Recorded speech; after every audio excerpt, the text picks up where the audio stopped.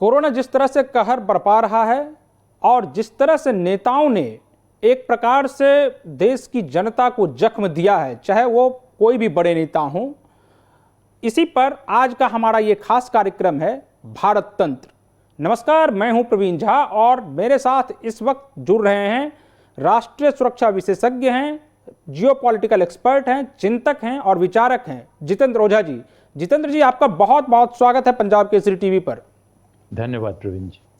Sir, सबसे पहला सवाल भी मेरा यही है कि क्या देश के जो बड़े नेता हैं, खासकर मुझे यह कहने में गुरेज नहीं है कि वो चाहे वो प्रधानमंत्री नरेंद्र मोदी हों या होम मिनिस्टर अमित शाह हों या फिर राहुल गांधी हों या पश्चिम बंगाल की मुख्यमंत्री और अभी चुनकर आई फिर से दोबारा यानी तिवारा चुनकर आई ममता बनर्जी हों, सभी ने एक प्रकार से देश की जनता को जख्म दिया है। इस पर आपकी क्या राय है? देखिए, हम लोग बहुत ही मुश्किल समय से गुजर रहे हैं प्रवीण जी। कोई भी बात मैं नहीं कहना चाहूंगा इस समय जहां कहीं कोई मैं कहूंगा कि विवाद पैदा हो या ऐसी बात हो जहां देश की कोहेसिव पावर है उस पर समझौता हो। मैं तो 2012 में जब भारत तंत्र के बारे में मैं कहा या किया, तभी पता था कि इस व्यवस्था में बहुत सारी खामियां हैं। हाई क्वालिटी लीडरशिप का पॉलिटिकल स्पेस में इंटेग्रिटी के साथ लीडरशिप का आना बहुत मुश्किल है। लोगों को हम दोष नहीं दे सकते। इस पूरे व्यवस्था में मूल चूल परिवर्तन की जरूरत है। जिस किस्म की व्यवस्था है उस व्यवस्था में ऑनेस्टी, इंटेग्रिटी के साथ विजनरी लीडरशिप का आना मुश्किल है। राजनीतिक दंगल में इतनी कीचड़बाजी हो गई है कि उस कीचड़बाजी में आप जो है, आपके पास कोई मॉरल एथिक्स कॉन्शियंस नहीं होना चाहिए, तभी आप राजनीति में सर्वाइव कर सकते हैं। मैं तो ये कहूंगा कि ऐसी स्थिति हो गई है कि एक लीडरशिप रोल में कहीं पर भी आना काफी मुश्किल हो गया है।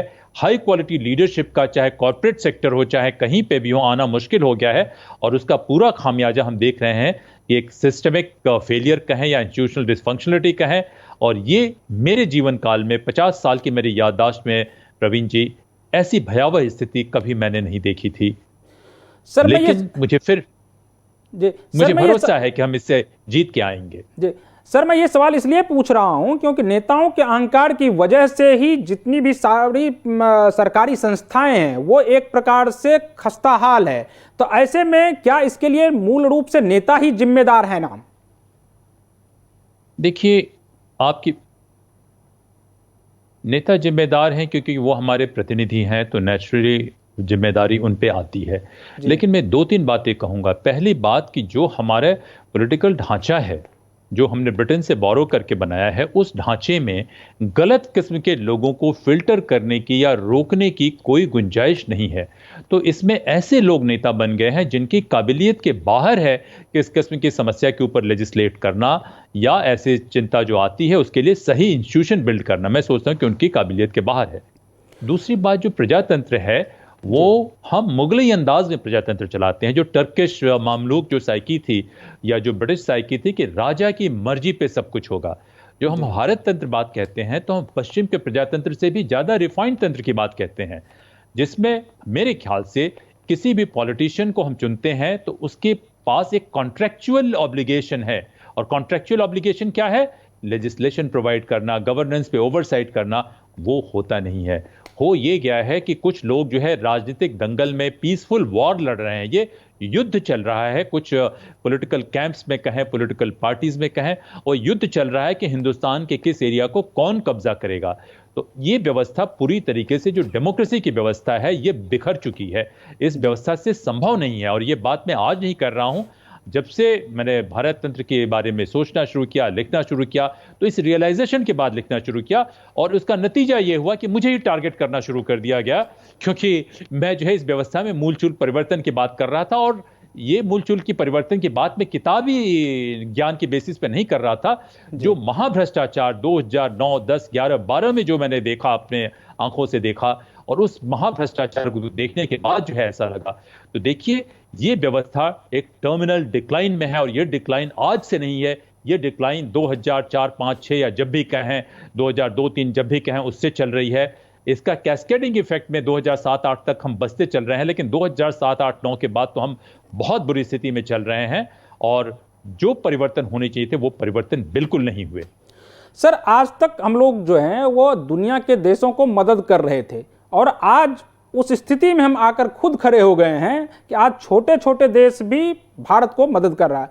तो क्या यह भारत वासियों के लिए शर्मिंदगी का विषय नहीं है, और अगर है तो इसके लिए कौन जिम्मेदार है? निश्चित रूप से यह शर्मिंदगी का विषय है। इसके लिए मैं नहीं समझता कि सिर्फ नेता जिम्मेदार हैं, बहुत सारा कॉर्पोरेट क्लास वो जिम्मेदार है, हिंदुस्तान के स्टेक होल्डर्स जिम्मेदार हैं, हिंदुस्तान के वो तमाम लोग जिनमें हिम्मत नहीं थी सही बात कहने की, वो सारे लोग जिम्मेदार हैं। और क्या मैं कहूं कि जनता जो है हर तरीके से इररेलेवेंट बना दिया गया है। जनता में मतलब में साधारण जनता नहीं, इवन पढ़े लिखे जनता, उनको भी इररेलेवेंट बना दिया गया है। आज जुडिशरी क्या वो जिम्मेदार नहीं है कि इस देश में 20 साल 25 साल 30 साल केसेस के फैसले होने में लगे हैं, 3 साल से कुछ हो नहीं रहा है, हमारी जुडिशरी का बहुत बड़ा तबका छुट्टी मनाने जाता है। तो देखिए, जो भी इस देश के स्टेक होल्डर्स हैं सारे के सारे जिम्मेदार हैं। और अब क्या कहा जाए कि जो इंडिया ड्रीम जो भी हम लोग सोच रहे थे जो इस शताब्दी की शुरुआत में, वो सब कुछ बिखरती नजर आ रही है। तो और सर, मैं सोचता हूं कि सारे स्टेक होल्डर जिम्मेदार हैं। तो सर, क्या आपको नहीं लगता है कि ऐसे वक्त में इन नेताओं के साथ साथ देश की जनता को भी गहन चिंतन करने की जरूरत है? जी हां, और आपका भारत तंत्र कार्यक्रम जो है उसी चिंतन का परिचायक है, क्योंकि हम लोगों को कोई नहीं जानता है। मैं नहीं सोचता कि लोगों को हमें जानने की जरूरत है, लेकिन जो विचार हम रख रहे हैं पब्लिक डोमेन में, उन विचारों को सोचने की जरूरत है। और ये सबसे गलत बात जो हो रही है कि जुडिशरी की इंटेग्रिटी, जुडिशरी की ऑटोनॉमी वो कमजोर पड़ रही है, मीडिया की ऑटोनॉमी कमजोर पड़ रही है। और जो भी बात कहीं से भी कोई सही बात भी कहे तो पता नहीं वो कौन से लोग हैं, और वो लोग ऐसे हैं कि पिछली सरकार में भी वो हावी थे, वो लोग इस सरकार में भी हावी है, तो वो कोई भी बात देश के हित में आने नहीं देना चाहते। तो देखिए, हम भारत तंत्र के जरिए मैं सोचता हूं कि जो चिंतन हम कर रहे हैं और लोग भी इस चिंतन को करें, सिर्फ चिंतन ही नहीं करें, चिंतन जो है एक्शन में बदले। और ये इसके लिए दो बातें जरूरी है, एक तो इंटेग्रिटी सबसे पहले, और दूसरा मैं कहूंगा कि जो भी अनुभव हो, विजडम हो, ये भी जरूरी है। तो ये जो मुगलई अंदाज में जो तंत्र है, मैं बिल्कुल मुगलिये का नहीं करना चाहता हूं। मेरा मतलब है जो टर्किक मामलूक जो मंगोल जो ये साइकी थी कि रूलर के पास सब कुछ राइट है पूरे देश को वैंडलाइज कर देने का, और जिस 400-500 साल में या 1000 साल में उन्होंने पूरे देश को गरीबी के गर्त पे पहुंचा दिया, लेकिन अपने आप को एक वो खुद लग्जूरियस लाइफ लीड करते रहे। तो वो साइकी दोबारा आ गई है भारत में आजादी के बाद, और ये जो है हमें खत्म ही करेगी, ये हमें मजबूत होने नहीं देगी। सर, आपको नहीं लगता है कि इस स्थिति के लिए हम लोग ज्यादा जिम्मेदार हैं? मैं ऐसा इसलिए बोल रहा हूं कि क्योंकि देखिए, जब कोई नेता अगर चुनते हैं, जिसको हम लोग चुन करके भेजते हैं, अगर वो काम नहीं कर रहे हैं तो हम लोग ऐसे अकर्मण्य नेताओं को चुनते क्यों हैं? आपके पास ऑप्शन नहीं है, ये आपके पास ऑप्शन नहीं, आपके पास 2-3 जो ऑप्शन हैं, उस ऑप्शन में खराब, बदतर और महाबदतर, तो उसमें आप देखते हैं कि कौन कम खराब है। तो एक तो नेता चुनने की बात होती है, और नेता कोई भी व्यक्ति जिसके ऊपर कोई रोक या लगाम नहीं हो, तो वो इंसान जो है उसमें दरिंदगी कहें या हैवानियत कहें या अहंकार आना ही आना है। तो सिर्फ नेता चुनने से नहीं होगा, आपकी जुडिशरी हाई क्वालिटी होनी चाहिए, आपकी ब्यूरोक्रेसी में इंटेग्रिटी ऑटोनॉमी होनी चाहिए, क्योंकि दोनों में नहीं है। पॉलिटिक्स में फिल्टर होना चाहिए, ये नहीं कि हम ब्रिटेन का कुछ कैरी कैचर बना लें कि भाई आपके पास 0 क्राइम रिकॉर्ड होना चाहिए, आपकी एक अच्छी स्टैंडिंग होनी चाहिए, तभी आप चुनाव लड़ सकते हैं। वो तो है नहीं। ये चुनावी दल जो है एक राजनीतिक, आप कहें कि मिलिशिया की तरह है, सबका अपना अपना गिरोह है, प्राइवेटली कंट्रोल ऑर्गेनाइजेशन है, प्राइवेट पार्टी तो है नहीं, वन अमॉन्ग इक्वल का तो कोई कॉन्सेप्ट नहीं है। तो वो अपने लिए लड़ रहे हैं, ब्यूरोक्रेसी की ऑटोनॉमी इंटेग्रिटी खराब हो चुकी है। जो भी ब्यूरोक्रेसी में अच्छे अफसर है जो ईमानदारी से काम करना चाहते हैं, उनके लिए काम करना मुश्किल है। पूरे रिक्रूटमेंट से प्रमोशन से लेकर हर चीज ब्यूरोक्रेसी का हमारा 18वीं शताब्दी का मॉडल है, इस युग के लिए उपयुक्त नहीं है। जुडिशरी हमारी जो है, आपने बताया कि क्या उनके हाल है कि 25 साल 30 साल जाते रहिए, ये कुछ वकीलों का कुछ और लोगों का वहां वर्चस्व है, उनके मन में जो होता है वैसे ही फैसला आएगा। तो इतना डिसफंक्शनल सिस्टम आप लेके आएंगे जहां जिसमें बिखराव ही होगा, टकराव ही होगा, तो क्राइसिस के समय तो ये सिस्टम चरमराएगा ही चरमराएगा। और ऐसी नौबत नहीं आनी चाहिए थी, लेकिन क्या कहा जाए कि सिस्टम में उतनी काबिलियत नहीं रही कि ऐसी नौबत को आने से पहले वो रोक सके या इसको हैंडल कर सके। प्रवीण जी, सर, पश्चिम बंगाल में जिस प्रकार के चुनावी नतीजे आए हैं और उसके बाद विदेशी मीडिया ने इस खबर को जिस तरह से कोरोना की बदइंतजामियों से जोड़कर इस चुनाव परिणाम को देखा है, आपको क्या लगता है कि इसके बाद भी जो भारत के नेता हैं इससे कुछ सबक लेंगे या नहीं लेंगे अभी भी? देखिए, बहुत मुश्किल है जब तक सारे सेक्शन से लोग नहीं आते हैं। क्राइसिस का एक बड़ा असर होता है। क्राइसिस जो है वो स्प्रिंग बोर्ड की तरह हमें ऊपर उछाल सकता है। तो अगर सारे स्टेक होल्डर्स आते हैं तो मुझे लगता है कि कुछ बड़ा काम हम कर पाएंगे। क्योंकि आज देखिए प्रवीण जी, आज एक बहुत अजीज मित्र का देहांत हुआ। आज सुबह 4 बजे बहुत मैं परेशान रहा इससे। पिछले हफ्ते एक और मित्र का देहांत हुआ। तो लोगों को हम जाते हुए देख रहे हैं, और ये कोई देखे नहीं, वो ऐसे करीबी मित्र थे जिनका मैं कह नहीं सकता। तो मैं सोचता हूं कि बहुत लोगों के चेहरे पे जख्म है, उनके दिल पे जख्म है। तो ये बात सिर्फ चाहने से नहीं होगी। जब हम परिवर्तन की बात करते हैं उसमें दो चीजें, जैसे मैंने कहा, इंटेग्रिटी और पावरफुल आइडियाज आए, और लोगों में बड़प्पन की जरूरत है कि ये आइडिया कहीं से भी आए, उस आइडिया को हम लें और एक देश के रूप में सोचे, बजाय कि एक दल के रूप में, एक सेक्टर के रूप में, या एक इंडिविजुअल के रूप में। मैं सोचता हूं कि अगर इस क्राइसिस से वो मानसिकता हम में आती है तो बदलाव आएगा, वो नहीं आती है तो नहीं आएगा। और सिर्फ नेताओं पे हम निर्भर नहीं करें। अगर देश का में माहौल जो बनता है और इस तरीके की बात आती है तो नेता भी मजबूर होंगे। लेकिन हिंदुस्तान के तमाम स्टेक होल्डर्स को मैं कहना चाहूंगा कि देखिए, ये एक राष्ट्रीय सुरक्षा का मुद्दा है कि प्रकृति से आई हुई आपदाओं को भी हैंडल करना राष्ट्रीय सुरक्षा का मुद्दा है। और उसमें किसी व्यक्ति के टैलेंट से या उसकी खूबसूरती से फर्क नहीं पड़ता। यहां पे आपकी इंस्टीट्यूशन की कैपेसिटी पर डिपेंड करता है। तो मजबूत इंस्टीट्यूशन का होना सबके लिए जरूरी है। और यही सोच के भारत तंत्र की 2012 में मैंने इसको लिखा था प्रवीण जी। और उस समय तत्कालीन राष्ट्रपति थे, 26 जुलाई को इसका मूलभूत ये दिया था। ये व्यक्तिगत कैपेसिटी में मैंने लिखा था और कई एक लोगों को दिया कि नहीं, भारत के हर एक सेक्टर में रिफॉर्म की जरूरत है, वरना कोई क्राइसिस आती है तो उस क्राइसिस को हैंडल करने की, एक्चुअल और पोटेंशियल हैंडल करने की हम में वो ताकत नहीं है जो होनी चाहिए, जितना टैलेंट हमारे लोगों में है। प्रवीण जी जी सर, आपको क्या लगता है कि भारत में कोई राजनीतिक दल है जो इस तरह की विषम परिस्थिति से मुकाबला करने में सक्षम है, अगर हम इस पार्टी को छोड़ भी दें तो? मुझे नहीं लगता कि किसी राजनीतिक दल के लिए संभव है। मैं बहुत सी बातें तो नहीं कहना चाहता, लेकिन मैं एक बात जरूर कहूंगा कि 2 दफे 2009 में और 2013 में मुझे 2 लोगों ने किसी दल को ज्वाइन करने की पेशकश की थी और बहुत बातचीत हुई थी। दल को ज्वाइन करने की नहीं, बहुत कुछ पेशकश हुई थी, और वो लोग जिंदा हैं जिन लोगों ने ये पेशकश की थी। तो उसमें मैंने कहा कि नहीं, मुझे दिलचस्पी नहीं है, क्योंकि इसमें जाने के बाद राजनीतिक दंगल में आप एक दफे उलझ गए तो आप एक देश के लिहाज से सोच नहीं पाते हैं। तो आज जो परिवर्तन की जरूरत है वो राजनीतिक दलों के ढांचे में भी परिवर्तन की जरूरत है, ब्यूरोक्रेसी के ढांचे में परिवर्तन की जरूरत है, कॉर्पोरेट सेक्टर में परिवर्तन की जरूरत है, मीडिया में परिवर्तन की जरूरत है। और एक दफे आप राजनीतिक दंगल में चले गए तो आपको किसी को अकोमोडेट करना पड़ेगा, किसी से फंड लेना है, आपको किसी से फेवर लेना है, और आपको चुनाव जीतना है। तो जब आप इस तरीके से सोचेंगे तो संभव नहीं है। तो मैं नहीं समझता कि किसी भी राजनीतिक दल के लिए अपने आप में अकेले ये परिवर्तन लाना संभव है।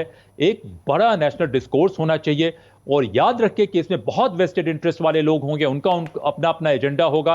तो उस एजेंडा को दूर रखना है। और जैसे मैंने कहा, इंटेग्रिटी और इंटेलेक्ट दोनों चाहिए, विजडम और एक्सपीरियंस दोनों चाहिए प्रवीण जी। तभी अगर नेशनल डिस्कोर्स होता है, हम कुछ परिवर्तन लाते हैं तो बात बनेगी। नहीं तो एक क्राइसिस के बाद कल कौन सी क्राइसिस आएगी हमें पता नहीं है, और ये स्थिति होती रहेगी तो हमारी देश और हमारी सभ्यता वाकई उसके लिए बहुत खतरे की बात है, बहुत चिंता की बात है। जी सर, अब नेताओं की तो बात करते हैं, लेकिन जो कॉरपोरेट सेक्टर हैं और बड़े बड़े उद्योगपति हैं या बड़े व्यापारी हैं, चाहे जो भी हों, तो इन लोगों के लिए आप क्या कहना चाहेंगे? क्योंकि जिस तरह से आप देखिए कि सीरम इंस्टीट्यूट के सीईओ जो हैं वो लंदन चले गए, जिनके पास बहुत पैसा है वो अपना चार्टर्ड प्लेन बुक कर रहे हैं, वो कहीं कोई सऊदी अरबिया जा रहे हैं, कोई अमेरिका जा रहे हैं, कोई लंदन जा रहे हैं। तो ऐसी स्थिति में आप इस पूरे घटनाक्रम को कैसे देखते हैं? देखिए, हमारे कॉर्पोरेट सेक्टर में लीडर्स नहीं, डीलर्स हैं। I am very sorry to say this thing कि उनमें इंटेग्रिटी नहीं है। और वजह क्या है कि वो कहते हैं कि हमारी रेगुलेटरी सिस्टम बहुत खराब है, हमें ये करना पड़ता है, वो करना पड़ता है। मैं तो पहली बात ये है। दूसरी बात, मैं मानता हूं कि रीगोनॉमिक्स और थैचरिज्म दोनों जो है बहुत ही घातक थे। ठीक है, गवर्नमेंट सेक्टर में परफॉर्मेंस की कमी है, लेकिन आप उसमें लीडरशिप का एक कल्चर बिल्ड कीजिए, लीडरशिप के लिए इंसेंटिव दीजिए। वो आप देना नहीं चाहते हैं। आप उसमें चाहते हैं कि अपने फेवरेट्स को, अपने क्रोनीज को पकड़ के रखे रहें और सारे पीएसयू को सबवर्ट करते रहें। तो देखिए, आज जिस देश में, जिस व्यवस्था में, अमेरिका की आप बात करें, देखिए अमेरिका के मुकाबले चाइना की R&D क्यों मजबूत है? उतनी मजबूत नहीं है क्योंकि अमेरिका के पास पिछले 200-250 साल से उन्होंने संपन्नता ली, लेकिन चाइना ने जो 30-40 साल में कंप्लीट कर लेने दीजिए किया, इसलिए किया क्योंकि उनका PSU बहुत मजबूत है और R&D में उनका बहुत जबरदस्त इन्वेस्टमेंट है। प्राइवेट सेक्टर में R&D में इन्वेस्टमेंट हो ही नहीं सकता, ये प्रॉफिट ड्रिवन है, एक तो पहली दिक्कत हो जाती है, तो यहां पे गलती है। और ये सारे लोग जो आज देखिए एम्स, IIT देखिए, ISRO देखिए, भाभा एटॉमिक रिसर्च सेंटर देखिए, ये क्या प्राइवेट सेक्टर है? ये प्राइवेट सेक्टर नहीं है, मगर ये भी जबरदस्त इंस्टीट्यूशन है। तो प्राइवेट सेक्टर को जो अहमियत दी जा रही है उसमें तो लोग प्रॉफिट अपना कमाएंगे, प्रॉफिट कमाने के बाद भागेंगे। तो आप देखिए कि कोई भी देश कुछ व्यक्तियों पे अगर निर्भर करेगा, उसकी संप्रभुता, उसकी ताकत कुछ व्यक्तियों पे निर्भर करेगी, तो मौका आने पे ये व्यक्ति अपने बारे में सोचते हैं। इंसान की फितरत में स्वार्थ है, स्वार्थीपना है, हैवानियत भी है, दरिंदगी भी है, और ये मौका मिलने पे आ जाता है। तो ये जो सीरम इंस्टीट्यूट का कहा, इतने सारे लोगों का कहा, ये लोग किसी न किसी तरीके से काम किए हैं, लेकिन बहुत सारे पब्लिक रिसोर्सेज को भी उन्होंने लूटा है। दुनिया में इसी से जुड़ा सवाल है, मैं एक और खत्म करना चाहता हूं, सॉरी अबाउट इट, मेरा बहुत इस पे मैं परेशान हूं कि जितना bad debts, high corporate bad debts जितना हमारे देश में है, दुनिया के टॉप 10 इकोनॉमी में कहीं नहीं है। तो जो हमारा कॉर्पोरेट सेक्टर है उसकी बहुत सारी बेनिफिट क्या हुई है? देश के रिसोर्सेज को बेच के हुई है, और स्टेट सपोर्ट से हुई है, और जनता के पैसे से हुई है। और ये लोग सारा कुछ लेने के बाद अपने बारे में 90% अपने बारे में सोचते हैं, देश के बारे में कम सोचते हैं। लेकिन हाँ, इसी में कुछ अच्छे लोग हैं, अजीम प्रेम जी का आप जिक्र करते हैं, रतन टाटा साहब का जिक्र करते हैं, कई लोगों का जिक्र करते हैं, उनमें लीडरशिप क्वालिटी है। तो पूरे प्राइवेट सेक्टर को बहुत मजबूती से रेगुलेट करने की जरूरत है, और इस पे सोचने की जरूरत है, जो कि बहुत मुश्किल काम होगा। Praveen ji, I am sorry about taking such a long time. नहीं सर, मैं इसलिए कि इसी से जुड़ा एक सवाल था कि आखिर ये लोग समर्पित क्यों नहीं है, ये नेता और ये जो कॉर्पोरेट सेक्टर के जो भी हैं, वो आखिर देश के प्रति समर्पित क्यों नहीं है? आखिर क्या वजह है? आप मूल वजह क्या मानते हैं इसके पीछे? देखिए, मैंने कहा कि कोई भी बड़ा देश, कोई भी बड़ा समाज कुछ लोगों के भलमनसाहत पे या कुछ लोगों के अच्छाई पे नहीं चल सकता है, इसीलिए कानून की ज़रूरत होती है। तो दो वजह है, एक तो पूरा कल्चर विशिएट हो रहा है कि जहां जो कॉर्पोरेट सेक्टर का कल्चर कहें या जो प्राइवेट प्रॉफिट ड्रिवन कल्चर कहें, तो उसमें सारे लोग अपने अपने बारे में सोच रहे हैं। एक तो ये हो रहा है, दूसरी हमारी पूरी रेगुलेटरी मैकेनिज्म बहुत कमज़ोर है। तो देखिए, हमें इनके ऊपर डिपेंड करने के बजाय हमारे पास जबरदस्त ये होना चाहिए कि जो इसे डिविएट करे उसे हम कानून से हैंडल करें। लेकिन सिर्फ कानून से नहीं होगा, हमें सोच के सब व्यवस्था में ऐसे परिवर्तन करने चाहिए, परसुएसिव तरीके से एक ऐसा लार्जर कल्चर बिल्ड करना चाहिए जो समर्पण का कल्चर हो, जो कि खराब हो चुका है। कल्चर जो है सेल्फ इंटरेस्ट का हो चुका है। तो मैं सोचता हूं कि इन्हीं दो की वजह से होगा। हम किसी के डिस्क्रिप्शन पे नहीं रह सकते कि उनकी मर्जी है कि वो अच्छे हों और हम उनसे भीख मांगते रहे, नहीं आप अपनी मर्जी से अच्छे होइए, तो वो होंगे नहीं। रूल ऑफ लॉ चूंकि है नहीं हमारे देश में, तो इसका नतीजा हम देख रहे हैं कि ये सारा सिस्टम सबवर्ट हो चुका है, सारा सिस्टम विशिएट हो चुका है।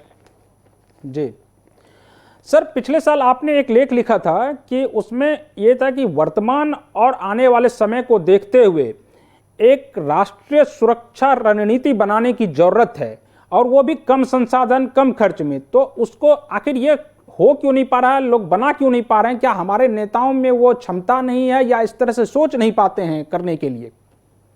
देखिए प्रवीण जी, नेता नहीं सोच सकते हैं। नेता की कोर कॉम्पिटेंस है चुनाव जीतना, लेकिन 90% अफसर भी इससे नहीं सोच सकते हैं कि सबके पास वो पैशन, वो पागलपन, वो जुनून नहीं है कि कैसे किया जाए। ये एस्पिरेशन की बात नहीं है कि हमारे ये होना चाहिए। इसके लिए दोनों चीज़ चाहिए कि आपके पास एक बृहद अनुभव, एक बड़ा फोरसाइट होना चाहिए, और अकेले नहीं होना चाहिए। इसमें कुछ लोगों को मिल के आके करने की जरूरत है। अब जो है ब्यूरोक्रेसी का भी ढांचा इस तरीके से सबवर्ट हो चुका है, और लोगों को इंटाइटलमेंट ड्रिवन ब्यूरोक्रेसी है, उसके मैंने कहा कि हर एक लेवल पे फ्लॉ है। तो वो कल्चर हम डेवलप नहीं कर पाए कि हम सोचे। इतना बड़ा देश, मैं दो बातें कहूंगा कि इतना बड़ा देश कभी भी कुछ लोगों की भलमनसाहत पे नहीं चल सकता है, उनके ब्रिलियंस पे भी नहीं चल सकता, उनके टैलेंट पे भी नहीं चल सकता है। इतने बड़े देश को चलाने के लिए इंस्टीट्यूशंस की जरूरत होती है। और जब हम इंस्टीट्यूशन की बात करते हैं तो पहला होता है कि इंडिविजुअल का इंटरेस्ट और इंस्टीट्यूशन का इंटरेस्ट कैसे हम सैनर्जाइज करें। इंस्टीट्यूशन का इंटरेस्ट और देश का इंटरेस्ट या सोसाइटी का इंटरेस्ट, उसको कैसे हम हार्मोनाइज करें। क्या छोटे मोटे प्रोसीजर्स निकाले, क्या उनके कल्चर निकाले, क्या बातें करें कि जिससे हो। इस विषय पे कभी कोई गहन चिंतन हुआ ही नहीं। नेता सोचते हैं चुनाव जीतने के बारे में, ब्यूरोक्रेट सोचते हैं अच्छी प्रमोशन, पोस्टिंग और सब कुछ अपने बारे में। कॉर्पोरेट सेक्टर सोचता है प्रॉफिट के बारे में। तो कोई थिंक टैंक्स हिंदुस्तान में, सॉरी टू से, ये नेटवर्किंग का एक प्लेटफॉर्म बन गया है जहां पे पावरफुल आइडियाज थोड़े बहुत आते हैं, टेक्निकल रूप में छोटे मोटे सुपरफिशियल आइडियाज आते हैं, उतनी गहन चिंतन का कहीं कोई प्लेटफॉर्म नहीं है। और जो गहन चिंतन करने की कोशिश करता है, तो नंबी नारायण का तो एक उदाहरण है। और मैं सोचता हूं कि उसी क्रम में मैं भी बैठा हुआ हूं कि मुझे टारगेट किया गया कि किसी तरीके से किया जाए, इनको फंसाया जाए, परेशान किया जाए। आपके चैनल पर थोड़ा बहुत मैंने जिक्र किया है, ज्यादा जिक्र नहीं करना चाहूंगा, क्योंकि ये बातें कुछ भी क्यों ना रिकॉर्ड पे है, तो कुछ बाहर की ताकतें भी है, कुछ भीतर की ताकतें भी है जो चिंतन होने नहीं देती। और लार्जर कल्चर ऐसा है कि जिसमें चिंतन संभव नहीं है। और मैं सोचता हूं कि कम से कम इस क्राइसिस के बाद तो हम सीखें, इस क्राइसिस के बाद तो आए कि अगर इंस्टीट्यूशन कमजोर होंगी तो पूरे देश को नुकसान होगा। प्रवीण जी, ये सेठ लोग भी अगर जो आज विदेशों में भाग रहे हैं ना, कल वहां पे अगर ये टारगेट किए गए और हिंदुस्तान की स्थिति अच्छी नहीं रही, तब उनको समझ में आएगा कि देखिए वहां भाग के उन्होंने गलती की है। सर, मैं इसलिए कह रहा था, और मुझे इसलिए लगता है कि ये लोग जितने भी अधिकारी हैं वो इनकॉम्पिटेंट हैं, क्योंकि आप देखिए जिस तरह से अभी कोरोना काल में जिस तरह से लॉकडाउन लगाया जाता है, आप देखिए या तो नाइट कर्फ्यू के रूप में 6 बजे से सुबह 5 बजे तक, और वो भी ऐसे राज्यों में, मान लिया जाए बिहार की बात करें या झारखंड की बात करें, जहां पर कि आप 6 बजे के बाद या 9 बजे रात के बाद ऐसे भी घर से नहीं निकलते हैं। तो क्या ऐसी स्थिति में इस तरह के नाइट कर्फ्यू का कोई औचित्य है? और अगर हम समय को कम करेंगे, मान लिया जाए अगर लॉकडाउन के टाइम को, या सुबह लोग सब्जी लाने के लिए, दूध लाने के लिए जाएं, उसका समय निर्धारित कर दिया गया है कि सुबह 6 से 11 बजे तक, तो अगर एक शहर में मान लिया जाए 500 लोग जाते थे मार्केट, तो वो 5 घंटे में, पहले 12 घंटे में जाते थे, तो वहां पर फुटफॉल कम होगा ना। तो अगर आप 5 घंटे में कर देंगे तो 500 लोग तो आएंगे ही, तो फुटफॉल ज्यादा होगा या कम होगा? तो इस तरह से ये लोग जो सोचते हैं, इनके सोचने के तरीके पर भी एक सवाल उठ सकता है। दो बातें मैं कहूंगा प्रवीण जी, मैं तो इस सब्जेक्ट पे बात नहीं कहूंगा। एक तो एम्पैथी होनी चाहिए। आप ब्यूरोक्रेसी में है, कहीं पे भी है, तो दूसरे लोग कैसे सोचेंगे, कैसे करेंगे, तो वो एम्पैथी मिसिंग है। कि ब्यूरोक्रेसी में आप आ जाते हैं तो आप बड़े साहब बन जाते हैं, हुजूर बन जाते हैं, और आपका सोचने का तरीका अलग हो जाता है। तो एम्पैथी मिसिंग है। दूसरा, एक प्रोफेशनल कॉम्पिटेंस है। तो हमारे इंस्टीट्यूशन बनाए ही ऐसे गए हैं कि उसमें कॉम्पिटेंस हो नहीं। कोई व्याकरण पढ़ के, पाली पढ़ के, संस्कृत पढ़ के, अब क्या सिस्टम मुझे नहीं मालूम है, कि ये सब आते थे, लेकिन जो जीवन की समस्याएं हैं वो इनसे नहीं होती हैं। नहीं सर, एक छोटा सा सवाल और जोड़ लेते हैं इसी में, कि क्या इस पूरे प्रोसेस में भी, जो ट्रेनिंग का प्रोसेस है, उसमें भी कुछ कमी है क्या? क्योंकि जो ट्रेनिंग है, आप देखिए जिस तरह से त्रिपुरा में जो डीएम ने किया, त्रिपुरा के डीएम ने त्रिपुरा पश्चिम, तो देखिए वो किस तरह से किया। क्या उनको इस जो हैंडलिंग के लिए बताया नहीं गया है कि आप मास को कैसे कंट्रोल कर सकते हैं? ट्रेनिंग में भी दिक्कत है। और दूसरी बात यह है कि लोगों को हमेशा एक ईगो वाला एंगल आ जाता है कि हीरो बनने के लिए। यही जो एक अच्छी प्रोफेशनल इंस्टीट्यूशन में आपको हीरो नहीं बनना है, आपको काम करना है। और काम करने के लिए देखिए कोई आपके पास इंसेंटिव नहीं है हाई क्वालिटी। जब सीनियरिटी बेस्ड प्रमोशन है, कनेक्शन बेस्ड प्रमोशन है, सिफारिश बेस्ड प्रमोशन है, रूल ऑफ लॉ है नहीं, तो ये विचित्रताएं तो आएंगी ही आएंगी, या ये विषमताएं आएंगी ही आएंगे।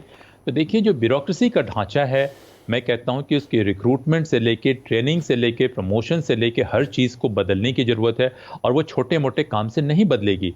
जो बाहर में जो अच्छे देश हैं वहाँ पे, जैसे पहले भी हम लोग इस विषय पे बातचीत कर चुके हैं और वो वीडियो ज़्यादा पॉपुलर नहीं हुई, तो देखिए जब तक लोगों को लगेगा नहीं कि मेरा सब कुछ इसमें इन्वॉल्व है, जो पैशनेटली उसको सोचेंगे नहीं, तब तक वो होगा नहीं। और ब्यूरोक्रेसी के इस ढांचे में पैशन आ ही नहीं सकता है कि आप एक दफ़े आ गए, आपकी प्रमोशन मोर और लेस एश्योर्ड है, आपको कुछ लोगों को जानना है, और आपके कुछ निचले स्तर पर तो ऐसे भी लोग हैं जिनको काम धाम से भी कुछ लेना देना नहीं है। तो देखिए ये ढांचा मैं कहता हूं कि सड़ चुका है। और जब मैंने कहा टेलीविजन पे 1 साल पहले, तो एक बड़े सीनियर ब्यूरोक्रेट मुझसे बहुत नाराज हो गए, रिटायर्ड ब्यूरोक्रेट है, उन्होंने कहा कि आप फ्रस्ट्रेटेड हैं और इस तरीके की बात कर रहे हैं। नहीं, मैं जानता हूं कि अगर दिक्कत आएगी तो कैसे कौन से लोग बिहेव कर सकते हैं, कैसे कौन सा इंस्टीट्यूशन रिस्पॉन्ड कर सकता है। ये बात इसलिए मैं कर रहा था कि मैं अपने काम जितने दिन मैंने किया, मेरे लिए वो काम नहीं था, मेरे लिए एक जुनून था, एक पागलपना था, तो इस वजह से सोच सकता था। तो ये जो है, मैं नहीं कहता हूं कि सारे लोगों को पागल होना चाहिए, लेकिन हाँ, एक बेसिक लेवल जो है ऐसा होना चाहिए कि आपके इंस्टीट्यूशन कंसिस्टेंटली सोच सके।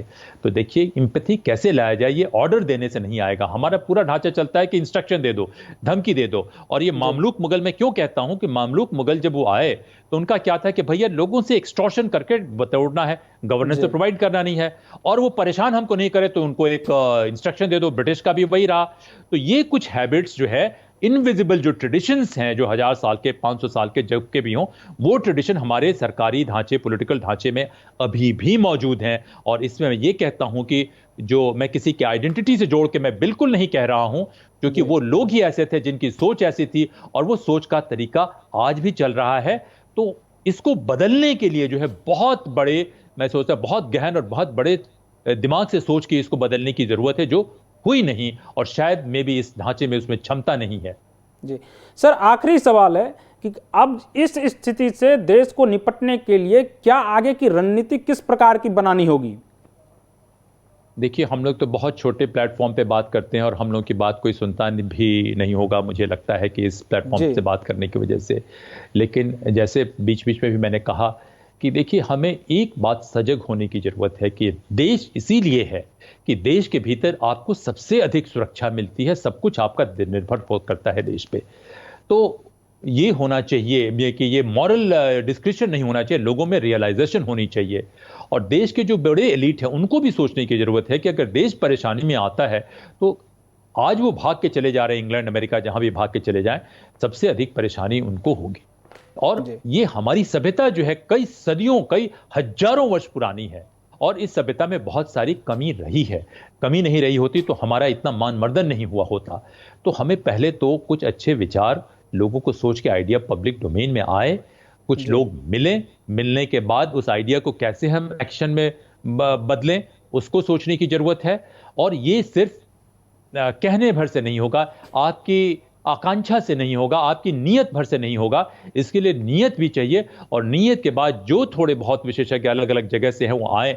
परफेक्ट तो कुछ नहीं होगा, एक दिन में तो कुछ नहीं होगा, लेकिन फिर भी बड़ी बड़ी क्राइसिस जो है बड़े परिवर्तन को वो बनाती है। मैंने पहले भी कहा कि adversity is the real test of one's character. तो ये हमारे देश के कैरेक्टर का एक इम्तिहान है, हमारी सिविलाइजेशन के कैरेक्टर का एक इम्तिहान है। अगर इस कैरेक्टर के इम्तिहान में जहां के स्टेक होल्डर्स हैं जो कुछ पावरफुल आइडियाज को एक्सेप्ट कर सकते हैं, तो इसके बाद तो हम बहुत आगे जा सकते हैं। अगर हम एक्सेप्ट नहीं कर सकते हैं तो बहुत दिक्कत होगी। तो यही मैं कहूंगा कि इंडिविजुअल और इंस्टीट्यूशन, उनको कैसे हम सैनिटाइज करें, इंस्टीट्यूशन और सोसाइटी और स्टेट कैसे सैनिटाइज करें। जो लोग बहुत बड़ी गलतियां कर चुके हैं, बहुत खराब गलती अगर नहीं है तो उनको एमनेस्टी देनी पड़ेगी, उसी तरीके से जैसे हम एक विमान अपहरणकर्ता को एमनेस्टी देते हैं कि ये लोग अच्छे पावरफुल पोजीशन में होंगे। लेकिन एक सेक्टर में सुधार करने से कुछ नहीं होगा, हर एक सेक्टर में सुधार करने की जरूरत है। और सुधार में मैं कहता हूं कि प्रधानमंत्री की बहुत अधिक लोकप्रियता है, उस लोकप्रियता का वो इस्तेमाल करें, लेकिन ये जान के रखें कि अगर जो चाटुकार लोग उनके आगे पीछे घूम रहे हैं, उनके सहारे अगर वो रहेंगे तो उन्होंने उनका 7 साल बर्बाद किया है और वो आगे भी बर्बाद करते रहेंगे। तो जो आपके साथ अगर डिसएग्री भी करता है, डिफर भी करता है, मैं नहीं कहता हूं कि वो शख्स उस शख्सों के लिस्ट में मैं भी शामिल होना चाहिए, मुझे बिल्कुल शामिल नहीं होना चाहिए, लेकिन जो भी इंटेग्रिटी और इंटेलेक्ट वाले कुछ लोग हैं उनको आप लेके आइए और उनकी बात सुनने के बाद जो है, ये नहीं कि अकेले करें, सारे लोगों को थोड़ा कंसेंसस बनाइए ब्रॉडर इश्यूज पे, सारे लोगों को कहिए कि आपको कुछ ये छोड़ना पड़ेगा लेकिन इसके बदले में ये मिल सकता है। तो ये एक ढांचा बना के अगर हम चलते हैं तो देखिए हम इस क्राइसिस से बहुत मजबूत होकर निकलेंगे। अगर हम ऐसा काम नहीं करते हैं तो क्राइसिस का बहुत बड़ा खामियाजा बहुत सालों तक होने वाला है। जी सर, अभी इस हम लोगों के संदेश को भले लोग ना सुने या ना उस पर विचार करें, लेकिन सोशल मीडिया प्लेटफॉर्म की ताकत को लोग धीरे धीरे समझ रहे हैं और आने वाले समय में और समझेंगे। हम उम्मीद करते हैं कि लोग जब इसको सुनेंगे और इस पर अपनी राय रखेंगे तो उसके बाद जरूर कुछ ना कुछ बदलाव होगा। आपका बहुत बहुत शुक्रिया हमसे बात करने के लिए, और अगले एपिसोड में हम फिर किसी और मुद्दे पर, इसी तरह जो राष्ट्रीय हित के मुद्दे हैं उस पर हम बात करेंगे अगले एपिसोड में। तब तक के लिए आप देखते रहिए पंजाब केसरी टीवी और मुझे दीजिए अनुमति। नमस्कार।